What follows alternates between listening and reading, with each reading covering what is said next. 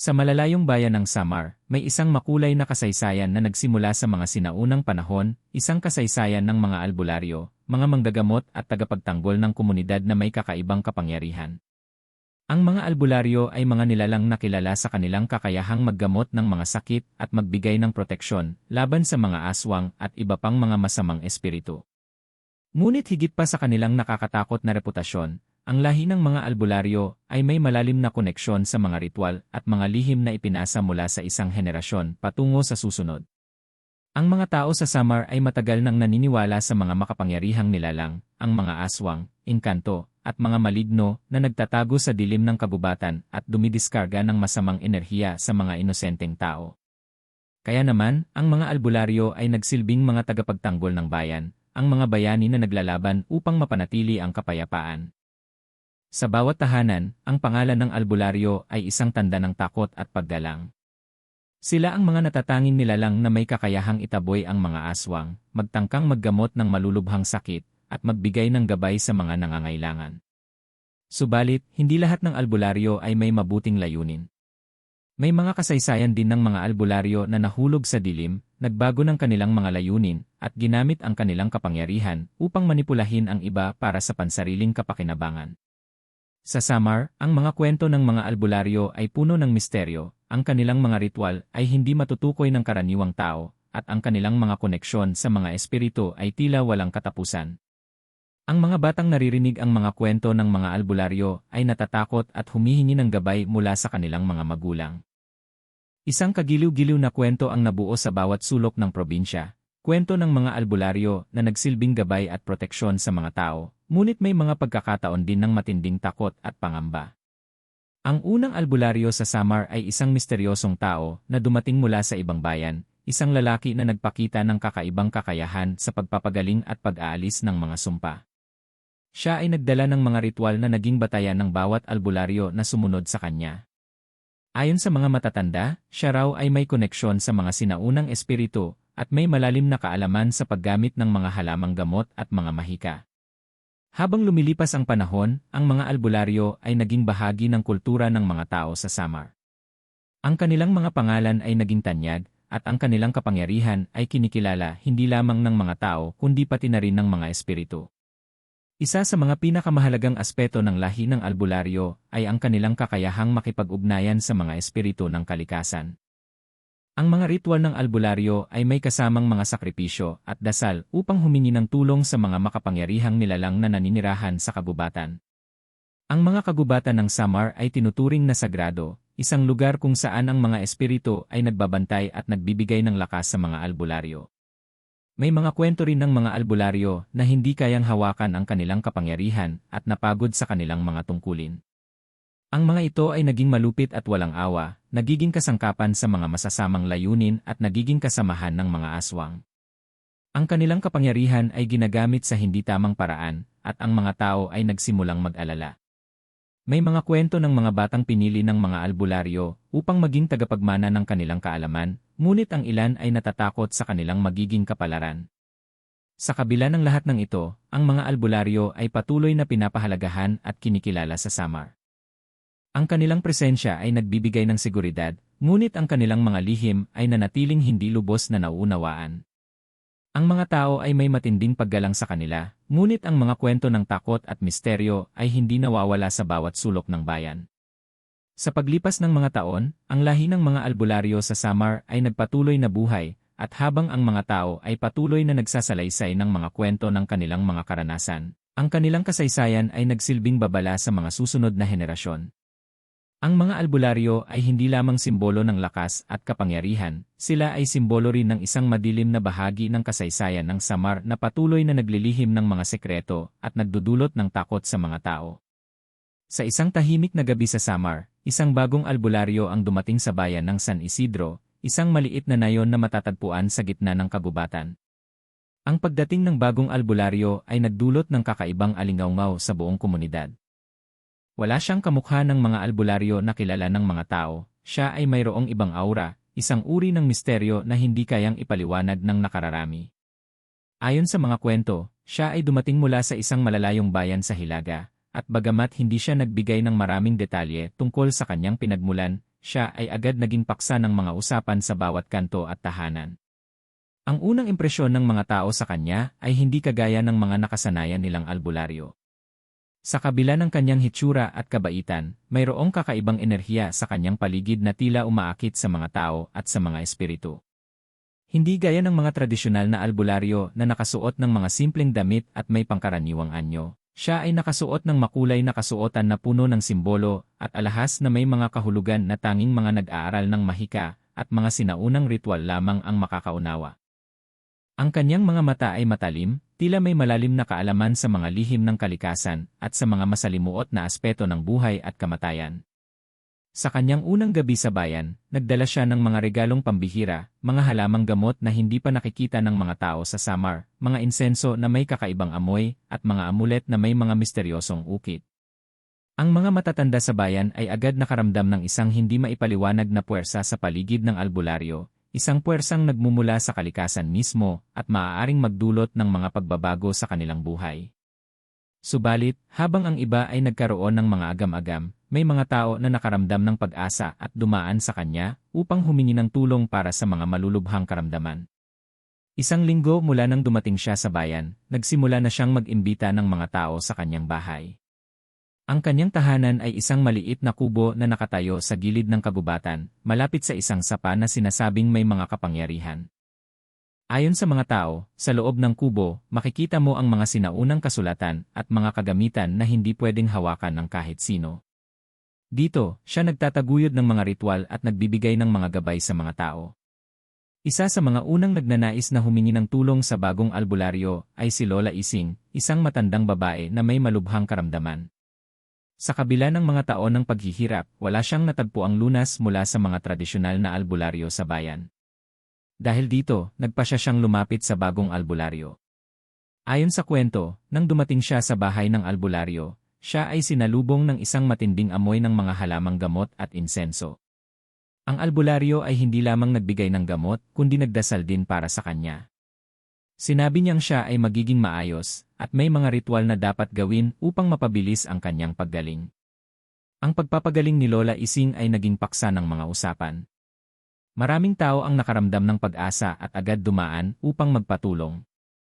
Ngunit may mga hindi rin nakaramdam ng kagalakan, dahil sa bawat tagumpay ng albularyo sa pagpapagaling, tila may sumunod na hindi maipaliwanag na mga pangyayari, mga kakaibang tunog sa gabi, mga pagbabago sa paligid, at mga espiritu na nagsimulang magpakita sa gabi. Habang dumarami ang mga tao na nag-aalok ng kanilang tiwala sa bagong albularyo, nagsimula din kumalat ang mga kwento ng mga kakaibang bagay na nangyayari sa paligid. Ayon sa ilan, ang albularyo ay nakapagpapakita ng mga visions o pangitain na nagpapakita ng hinaharap. Sa mga mata ng mga tao, siya ay hindi lamang isang ordinaryong manggagamot, siya ay isang nilalang na may mataas na kapangyarihan, at ang kanyang mga kakayahan ay maaaring magdulot ng kapakinabangan o panganib. Ang mga matatanda sa bayan, na matagal nang nagmamasid, ay nagkaroon ng mga pangambang hindi maipaliwanag. Ayon sa kanila, ang bagong albularyo ay may mga kakayahang hindi nararapat ipakita, at ang kanyang mga ritual ay may kakaibang epekto sa mga espiritu. Hindi nila alam kung ano ang layunin ng albularyo, ngunit ang pakiramdam nila ay may mas malalim na dahilan sa bawat hakbang nito. Sa paglipas ng mga araw, mas lalong naging popular ang bagong albularyo sa buong Samar. Ngunit, hindi nagtagal, nagsimula ring magpakita ang mga aswang sa mga nayon na malapit sa kabubatan. Ayon sa mga kwento, ang mga aswang ay hindi lamang naghahanap ng pagkain, kundi tila may mas mataas na layunin sa kanilang ginagawa. Ang mga tao sa Samar ay nagsimulang mag-isip, ang pagdating ng albularyo at ang pag-usbong ng mga aswang ay may kaugnayan ba sa isa't isa. Habang ang bagong albularyo ay patuloy na nagpapakita ng kanyang mga kakayahan, nagsimula ng kumalat ang mga hindi maiwasang pagsubok sa kanyang lahi at mga kasamahan sa Samar. Kasama ng kanyang popularidad ay ang hindi maiiwasang paghihirap at pagsubok na siya rin ay kakaharapin.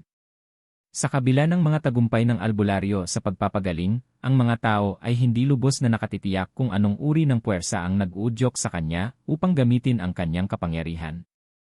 Ang mga kasamahan niyang albularyo sa Samar ay hindi nakaligtas sa mga duda at takot, at sa huli, ang bawat isa ay kailangang magdesisyon kung maniniwala pa sila sa kanya o hindi. Ang mga kasamahan ng bagong albularyo sa Samar ay nagsimulang magduda sa kanyang mga intensyon. Ang mga tradisyonal na albularyo ay may mga sinaunang kaalaman at ritual na itinaguyod nila mula sa kanilang mga ninuno. Ngunit ang bagong albularyo ay tila lumilihis mula sa mga itinagong alituntunin ng lahi.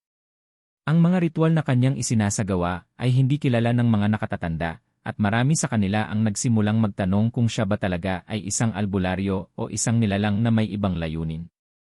Ang mga matatanda ay nagsimulang magduda, at sa kanilang mga mata, tila ang albularyo ay nagiging isang mapanganib na puwersa sa komunidad.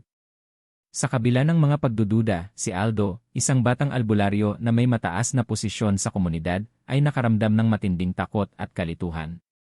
Noong unang mga araw ng kanyang pagiging albularyo, siya ay nagsanay sa ilalim ng isang matatandang mga gamot at natutunan ang mga sinaunang ritual ng pagpapagaling at pagtatanggol. Ngunit ang bagong albularyo, na tinatawag nilang albay, ay may kakaibang paraan ng pagpapagaling at may mga kakayahang hindi kayang ipaliwanag. Si Aldo, bagamat bata, ay nagkaroon ng isang malasakit na magtanggol sa kanilang lahi. Hindi niya maiwasang magtaka, kung ang bagong albularyo ay may mga kakaibang kapangyarihan, ano ang mangyayari sa tradisyonal na pamamaraan ng mga albularyo sa Samar. Habang lumalawak ang mga kwento ng tagumpay at ang mga kasamahan ng albularyo ay nagsisimulang magtago ng mga lihim, may isang pangyayari na tumulak kay Aldo upang makipag-ugnayan sa albay. Isang gabi, nakakita siya ng isang hindi pangkaraniwang senyales. Ang mga kabahayan sa paligid ng kagubatan ay nagsimulang mawalan ng ilaw at may mga hindi matukoy na tunog sa malamlam na dilim. Ang ilan sa mga kabataan sa nayon ay nagbigay ng mga ulat ng mga pangitain at pakiramdam na may mga espiritu na naglalakad sa kanilang mga kalsada. Hindi naglaon, isang malupit na pagsubok ang dumating sa kanilang bayan. May isang malaking pag-aaway na naganap sa pagitan ng mga aswang at ng mga lokal na albularyo, at ito ang naging pagkakataon ng albay na ipakita ang kanyang mga kakayahan. Nang sumik ang isang gabi ng dilim, ang mga aswang na kilala sa panghihimasok sa buhay ng tao ay umatake sa isang malawak na sakahan sa hilaga ng Samar. Sa pangyayaring ito, isang malaking sakripisyo ang ginawa ng mga albularyo. Pinili nilang magsanib puwersa upang labanan ang mga aswang, ngunit sa isang bahagi ng labanan, hindi nila inaasahan ang matinding panganib na dulot ng isang hindi kilalang nilalang, isang uri ng aswang na may mas mataas na kapangyarihan. Ang labanan ay nagpatuloy sa buong gabi, at nakalipas ang ilang oras, ang mga albularyo ay magsimulang mawalan ng pag-asa. Ang mga aswang ay tila nagiging mas malakas at mas mahirap talunin, at sa puntong iyon, napilitan silang humingi ng tulong mula sa albay. Sa kabila ng lahat ng takot at pangarap na matalo sa dilim, ang albay ay nagpakita ng isang matinding puwersa ng mahika at nagsagawa ng isang ritual na hindi kailanman na ipakita ng ibang albularyo. Ngunit, ang pagtangkang magtanggol ay may kapalit. Nang matapos ang labanan at napagtagumpayan nila ang mga aswang, si Aldo at ang mga kasamahan niyang albularyo ay nagsimulang magtanong tungkol sa ginawang ritual ng albay. Walang nakakaalam kung ano ang nangyari sa huling bahagi ng laban, ngunit ang mga espiritu na kanilang pinakawalan ay tila nagsimulang magbago. Hindi lamang sila nakaharap sa mga aswang, kundi pati na rin sa mas malalim na mga puwersa ng kalikasan. Ang pagsubok na ito ay nagbigay ng bagong pananaw sa mga albularyo. Habang ang albay ay patuloy na naging matagumpay sa pagpapagaling at pagtatanggol, siya rin ay nagiging paksa ng mga usapan sa nayon. Ang kanyang mga lihim ay nagsimulang maging alingawngaw sa buong Samar, at may ilan na nagsimulang magduda sa kanyang mga motibo. Ang tanong na bumangon mula sa mga alingawngaw ay, ang kapangyarihan ng albay ba ay tunay na nagmula sa kanyang lahi, o may iba pang dahilan sa likod ng kanyang misteryosong pagkatao? Habang ang mga kwento ng tagumpay ng bagong albularyo ay lumalaganap, ang kaharian ng mga aswang sa Samar ay hindi nakatanggap ng magandang balita. Alam ng mga aswang na hindi magtatagal at ang lahi ng mga albularyo ay magtatagumpay laban sa kanila. Kaya naman, nagtipon ang pinakamalalakas na aswang upang magplano ng isang matinding pagsalakay laban sa mga albularyo at mga tao ng Samar.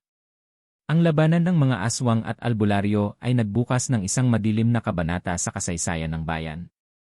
Ang mga aswang ay hindi lamang mga nilalang na pumapatay upang magpakain sa kanilang gutom, kundi mayroon din silang mas mataas na layunin. Sila ay nilalang na pinapalakas ng takot, pagkamuhi at mga saloobin ng mga tao.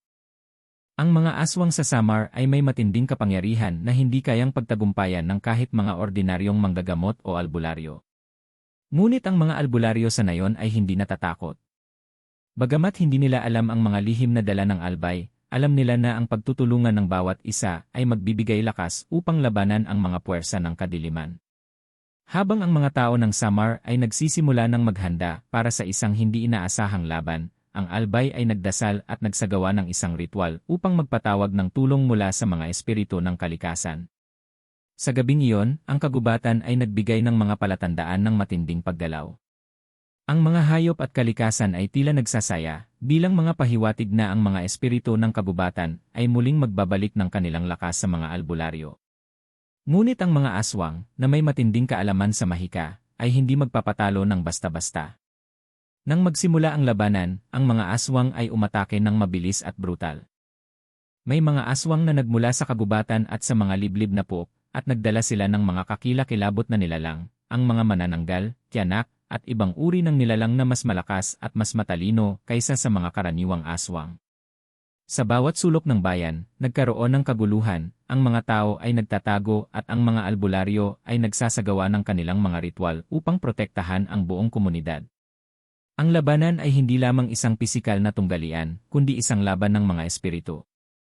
Habang ang mga aswang ay naglalabas ng kanilang makapangyarihang enerhiya upang manakop at maghasik ng takot, ang mga albularyo ay nagsanib puwersa upang ipagtanggol ang kanilang bayan.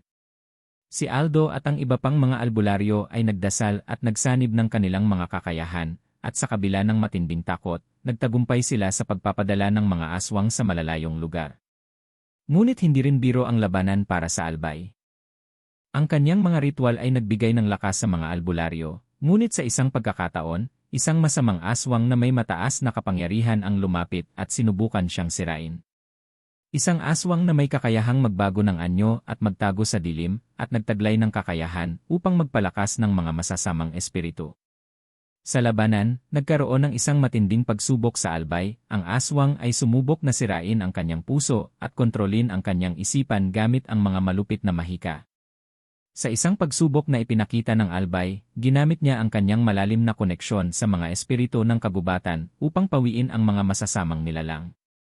Ang kanyang mga ritual ng proteksyon ay naging matinding depensa laban sa aswang. Ang mga aswang na nag-atake ay napilitang umatras nang makita ang lakas ng pagkakaisa ng mga albularyo at ang walang katapusang lakas ng mga espiritu ng kalikasan na kanilang pinapaniwalaan. Subalit, ang labanan ay hindi natapos agad.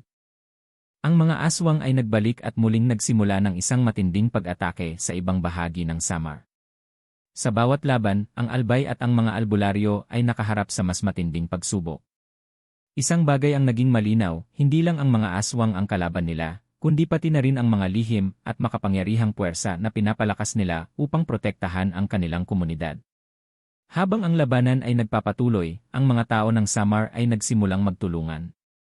Ang mga kabataan ay nagdala ng mga pagkain at gamot sa mga nasugatang albularyo, at ang mga matatanda ay nagsagawa ng mga ritual upang magbigay ng lakas sa mga mandirigma. Ang labanang ito ay isang pagsubok ng katatagan at tapang ng buong komunidad, isang laban na hindi lamang laban ng albularyo, kundi laban ng buong bayan. Sa kabila ng mga pagsubok at takot, ang laban ay nagbigay ng pag-asa. Ang mga aswang ay hindi kailanman nagtagumpay sa kanilang layunin. Sa huli, ang komunidad ng Samar, na pinagtibay ng pagkakaisa at lakas ng loob, ay muling nakabangon. Ngunit ang pagkatalo ng mga aswang ay hindi nangangahulugang nagwakas na ang laban. Ang mga espiritu ng kalikasan ay patuloy na nagmamasid, at ang lahi ng albularyo ay magpapatuloy sa pag-ingat at pagtutok sa mga lihim ng kagubatan at ang mga puwersang nagbabantay sa kanilang bayan. Matapos ang matinding laban sa mga aswang, nagsimulang magbukas ang mga pinto ng lihim na matagal nang tinatago ng Albay.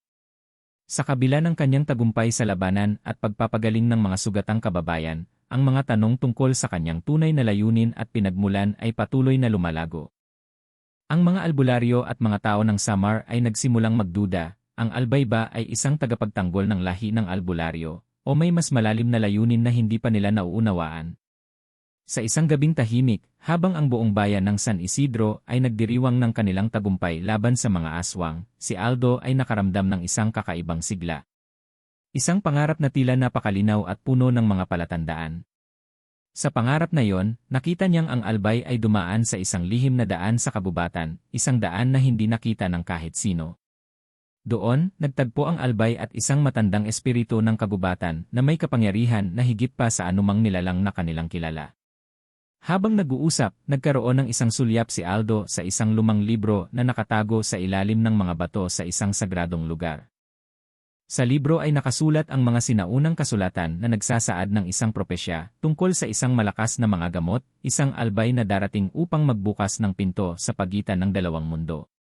Pagkatapos ng kanyang pangarap, si Aldo ay nagsimulang magtanong. Ano ba ang ibig sabihin ng propesyang iyon? Bakit ang albay lamang ang may kakayahang baguhin ang kalikasan at magkaroon ng kontrol sa mga espiritu ng kabubatan?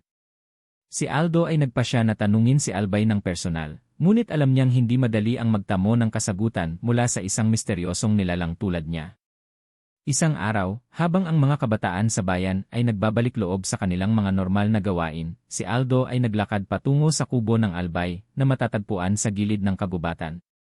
Ang kubo ay hindi katulad ng mga karaniwang tahanan, ito ay may kakaibang hitsura, na parang bahagi ng kalikasan, nakatago mula sa mata ng mga hindi naghahanap ng mga lihim. Sa bawat hakbang ni Aldo, naramdaman niyang ang hangin ay nagsimula ng magbago, at may nararamdaman siyang isang misteryosong presensya na nagmumula sa kabuuan ng kabubatan. Pagdating ni Aldo sa kubo, sinalubong siya ng albay. Hindi nagsalita ang albay sa simula. Ang mga mata lamang nito ang nagbigay ng isang malalim na tingin na nagsasabing maraming mga sagot ang nakatago sa dilim. Bakit mo ako hinahanap, Aldo? Tanong ng albay. Ang kanyang boses ay tahimik at puno ng misteryo. Ang mga sagot ay naroroon sa likod ng mga tanong mo, ngunit kailangan mong matutong tanggapin ang mga bagay na hindi mo pa kayang maintindihan. Si Aldo ay nagpatuloy sa kanyang mga tanong. Albay, ano ang iyong tunay na layunin? Bakit ang iyong mga ritual ay tila may malalim na koneksyon sa mga espiritu ng kalikasan? May kinalaman ba ang iyong mga magulang sa iyong mga kakayahan? Sumagot ang albay ng may kalmadong tinig. Ang aking lahi ay hindi kasing simple ng mga alam mong kwento, Aldo. Kami ay hindi lamang mga tagapagtanggol ng mga tao, kundi mga tagapangalaga ng balanse sa pagitan ng dalawang mundo, ang mundo ng mga buhay at ang mundo ng mga espiritu. Ang mga ritual na ginagawa ko ay hindi lamang upang pagalingin, kundi upang mapanatili ang kaayusan ng kalikasan. Dito, ipinakita ng albay kay Aldo ang isang sinaunang aklat ng mahika, isang libro na naglalaman ng mga kasaysayan ng kanilang lahi at ng mga puwersang nagbigay ng kapangyarihan sa kanila. Ang mga albularyo ng aming lahi ay hindi lang mga gamot. Kami ay may tungkulin na protektahan ang balanse. Ang bawat paggalaw ng kalikasan, ang bawat espiritu na dumadaan sa mundo ng mga tao, ay may epekto sa lahat ng bagay. Hindi ako isang simpleng gamot, ako ay isang tagapangalaga, at tulad ng iyong mga ninuno, kami ay may tungkulin sa mga nilalang ng kagubatan. Habang pinagmamasdan ni Aldo ang mga kasulatan, napagtanto niyang ang mga sinaunang albularyo ay mayroong misyon na mas malaki kaysa sa simpleng pagpapagaling. Ang mga espiritu ng kalikasan at mga nilalang sa kagubatan ay may mga layunin na nakatago, at ang mga albularyo ay naroroon upang panatilihin ang pagkakasunduan sa pagitan ng dalawang mundo. Ngunit hindi lahat ng mga albularyo ay nagtagumpay sa kanilang misyon. Sa nakaraan, may ilang albularyo na nakalimot sa kanilang layunin at pinili ang kapangyarihan para sa kanilang sariling interes. Ang iyong mga magulang, Aldo, sabi ng albay, ay bahagi ng isang linya ng mga albularyo na nagtataglay ng isang malalim na kaalaman. Subalit, may mga sakripisyo at pagsubok na kailangan mong pagdaanan upang malaman ang iyong tunay na kapalaran. Habang ang gabi ay tumagal, patuloy na nagbukas ang mga lihim sa mga mata ni Aldo. Ang mga kasaysayan ng kanyang lahi, ng albay, at ng mga espiritu ng kabubatan ay nagsimulang magtugma-tugma. Nalaman ni Aldo na ang tunay na laban ay hindi lang laban ng mga albularyo at mga aswang. Ang laban ay isang digmaan ng balanse, ang paghahanap ng paraan upang mapanatili ang katahimikan sa pagitan ng mga mundong hindi nakikita at nakatago sa mata ng mga tao. Matapos ang mga lihim na nabunyag, ang komunidad ng Samar ay nagsimulang maghanda para sa isang bagong pagsubok. Ang mga alingawngaw tungkol sa labanan ng mga albularyo at aswang ay muling kumalat, at sa kabila ng kanilang tagumpay, muling nagbalik ang mga panganib. Ang mga aswang na tinalo sa nakaraan ay muling bumangon, mas malakas, at mas matalino. Ang isang bagong pinuno ng mga aswang ay lumitaw, at ito ay isang nilalang na may higit pang kapangyarihan kaysa sa anumang aswang na kanilang naranasan. Si Karakoa, isang makapangyarihang aswang na may kakayahang magbago ng anyo at lumikha ng mga ilusyon, ang namuno sa muling paglaban. Kilala siya sa kanyang katapangan at matinding pagnanasa na mapanumbalik ang kapangyarihan ng mga aswang sa buong Samar. Ang mga aswang na sumunod kay Karakoa ay nagdala ng mga bagong armas at kasanayan sa madilim na mahika, na nagbigay sa kanila ng higit pang lakas upang tapusin ang mga albularyo at mang-agaw ng buhay ng mga inosenteng tao. Si Aldo, na natutunan ang malalim na kaalaman mula sa albay, ay nagsimulang mag-isip ng mas malupit na paraan upang harapin ang muling pag-atake.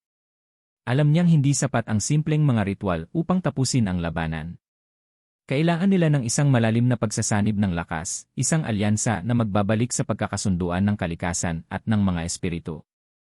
Sa kabila ng mga pagdududa ng ibang albularyo, nagdesisyon si Aldo na ipatawag ang albay upang ipakita ang tunay na lakas ng kanilang lahi. Hindi lamang laban ng mga katawan at armas ang magiging laban na ito ay laban ng mga espiritu, ng kalikasan, at ng balanse ng dalawang mundo. Si Aldo at ang mga kasamahan niyang albularyo ay nagpulong sa isang lihim na lugar, isang sagradong puk sa kabubatan na nagbigay ng buhay at proteksyon sa kanilang komunidad. Dito, nagsagawa sila ng isang ritual na naglalayong makuha ang tulong ng mga espiritu at nilalang sa kalikasan upang magsanib puwersa sa huling laban. Habang ang mga albularyo ay nagsasanib ng kanilang lakas, si Karakoa at ang kanyang mga aswang ay naghahanda para sa kanilang salakay. Ang kanilang plano ay simpleng at brutal, guguluhin nila ang mga kabahayan, magsasanhi ng kalituhan, at pupuksain ang mga gamot na hindi makakalaban sa kanilang madilim na mahika. Alam ni Karakoa na ang mga albularyo ay may kaalaman sa kalikasan at mga espiritu, kaya't ang tanging paraan upang sila ay matalo ay ang magdala ng mga nilalang na makakapaglabas ng mga mas madilim na enerhiya, ang mga aswang na kayang magbigay ng pahirap sa kaluluwa ng bawat isa. Ang labanan ay nagsimula sa isang malamlam na gabi. Ang mga aswang ay dumating sa nayon ng Samar, at ang kanilang mga mata ay nagliliwanag sa dilim. Ang hangin ay punong-puno ng takot at mga palatandaan ng isang malupit na paghihirap na paparating. Ang mga tao sa bayan ay nagsimulang magtago, ngunit alam nilang ang laban na ito ay hindi kayang tapusin ng mga karaniwang armas. Ang mga albularyo, kasama si Aldo at ang albay, ay nagsimulang magdasal at magsagawa ng mga ritual upang makuha ang proteksyon ng mga espiritu. Ang albay ay nagsalita ng mga sinaunang wika na hindi nauunawaan ng karamihan, ngunit ang kahulugan ay nagbigay ng lakas sa kanilang mga kaluluwa. Ang mga espiritu ng kagubatan, mga nilalang na dati ay nakatago, ay nagsimulang magpakita sa kanilang harapan, mga malalakas na nilalang na may kakayahang magdulot ng takot at magtaguyod ng kapayapaan. Si Karakoa, na naramdaman ang malakas na puwersa ng mga espiritu, ay naglabas ng kanyang pinakamalupit na armas, isang nilalang na hindi matitinag, ang isang aswang na kayang magbago ng anyo at magmanipula ng kalikasan. Sinubukan ng mga albularyo na gamitin ang kanilang mga ritual upang kalmaduhin ang nilalang na ito, ngunit sa bawat hakbang na ginawa nila, ang nilalang ay naging mas malakas at mas malupit. Si Aldo, na nagsimula ng matutunan ang kahulugan ng kanyang misyon, ay nagdesisyon na tanggapin ang responsibilidad ng kanyang lahi. Tumahimik siya at ipinalasap ang mga sinaunang ritual na nakuha mula sa albay at ang mga espiritu ng kagubatan. Sa isang malupit na sandali, lumabas si Aldo mula sa dilim, gamit ang mga kapangyarihan ng mga espiritu upang magdulot ng lakas laban kay Karakoa at sa kanyang mga nilalang. Sa pamamagitan ng isang malupit na labanan, napagtanto ni Aldo na ang tunay na lakas ng isang albularyo ay hindi nagmumula sa mahika lamang, kundi sa kanilang koneksyon sa mga espiritu ng kalikasan, at sa kanilang lakas ng loob na ipaglaban ang kapayapaan at balanse. Habang ang albay ay patuloy na nagpapatibay ng kanilang depensa, si Karakoa ay nagsimulang magdusa sa ilalim ng malupit na puwersa ng kalikasan. Ang mga aswang na sumusubok na magtagumpay ay nakaramdam ng matinding kahinaan sa ilalim ng mga proteksyon ng mga espiritu ng kagubatan. Ang labanan ay tumagal ng ilang oras, ngunit sa wakas, ang mga aswang ay napilitang umatras. Ang kaharian nila ay muling napabagsak at ang mga albularyo ay nagtagumpay. Sa pagtatapos ng labanang ito, si Aldo at ang mga kasamahan niyang albularyo ay muling nakapanumbalik ng kapayapaan sa Samar. Ngunit ang tunay na halaga ng labanang iyon ay hindi lang sa pagpapatalo ng mga aswang. Ang laban na iyon ay isang paalala na ang kalikasan, espiritu, at ang mga albularyo ay magkaakibat sa pagprotekta ng balanse ng mundo. Ang tunay na lakas ng bawat isa ay hindi nakasalalay sa kanilang kapangyarihan lamang, kundi sa kanilang pagkakaisa at layunin na magbigay ng kapayapaan sa kanilang bayan at sa kalikasan.